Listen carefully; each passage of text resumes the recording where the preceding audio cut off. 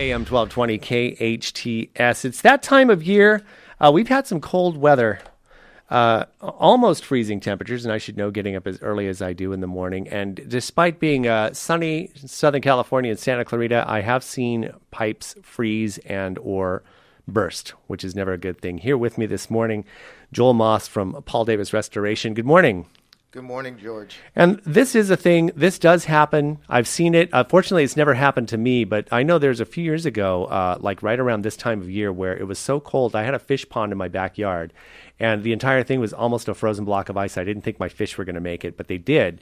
But then we went out for a walk with the dogs and saw all kinds of like frozen pipes, like right around at the main and also near where the faucets were and things like that. So this is a real thing. Yeah, here in Santa Clarita, we don't get a hard freeze very often. Certainly we get a lot of frost, and we've been getting down to that place. But in the areas outside of Santa Clarita, Green Valley, and Lake Hughes, certainly up in the AV, we've experienced a lot of frozen pipes, most often in homes that have been vacant for either for sale or transition for tenants. Also quite a bit of people leaving on vacation and just turning the heat off, which is a really bad idea. I know a lot of people are going to be going away next week for holidays. You know, it's a real good idea to leave the heat on, you know, probably around 60 degrees. Helps keep the house warm. That ambient heat goes up into the attic if you've got overhead pipes. If not, it's going into the walls. Any pipes that are run up in an attic space should be properly insulated, not only for the cold but also for heat transference, so that you're not overusing your water heater system. So there's a lot of reasons to think about your pipes. I mean, we take them for granted, but you know that's a bad move. Now, that's interesting, and we do have, especially in light of we are such a real estate community here, and you're talking about transition, but also vacant houses. For the homeowners or even the agent who's maybe keeping an eye on the house, if the property owner is not local, is there something that they should be done if it's a vacant house, and maybe keeping that in mind, aside from if they can't turn the heat on for some reason, maybe the power's off, is there something else they can do? Well, certainly, if they know the house is vacant, and most times if they're showing it or it's in transition, the power will be kept on so that the HVAC system can be used. But if that's not an option, certainly there can be the water turned off and then a couple of faucets left open in the house so that if there is a freeze, the pipes have some room to expand and they don't freeze hard in the pipes, whatever the residual water is left in after the main is shut off. And of course, what happens if by chance people tuning in went on vacation, forgot to turn their heater on, especially in those outerlying areas, or if we get a hard freeze here, what happens if the pipes burst? What can they do? Well, typically what happens is they thaw out around noon when you're at work and you come home to a fine how do you do.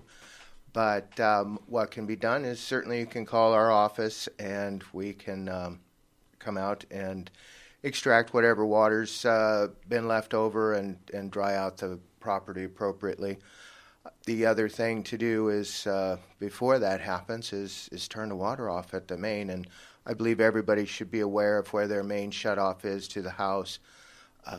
Not everybody has one, and then there needs to be a main out on the curb or near the street. But those are good things to spot. You want to know where your main shutoff is for your water, as well as your shutoff for your gas. You know, just be aware of some of these safety features that are built into our homes these days. That's true. So whether or not you're buying a home, usually in that case, the home inspector will show you where those are. If not, ask the agent, ask the owner, the person you're buying the house from. If you're renting a house, make sure that you're asking the property manager too on that. Really super important. Holidays. I know we've talked a little bit last time about holiday mishaps, making sure we're not over plugged in. And what about cooking? That's a thing that I know sometimes kitchen fires are a lot of the fires start in the kitchen, right? Oh, absolutely. Large majority of fires in the home start in the kitchens. We're going to be doing a lot of cooking. We're going to be distracted with guests. It's really important to pay attention to what's on the stove and not forget that we're preparing food.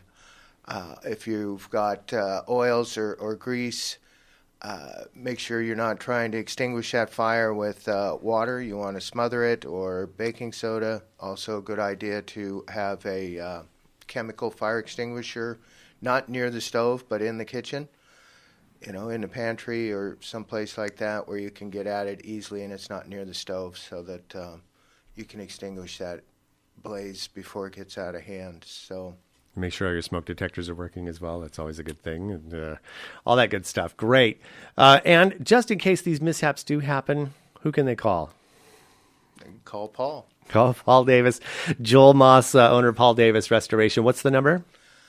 Our direct line at the office is 661-310-0884. You can also look us up online at santaclarita.pauldavis.com. Outstanding. Joel, always a pleasure to have you in. And have a Merry Christmas and a Happy Holiday and a great New Year. Same to you, George. Thank you so much, and happy holidays to all of you out there as well. Stay safe. 727 traffic and 60.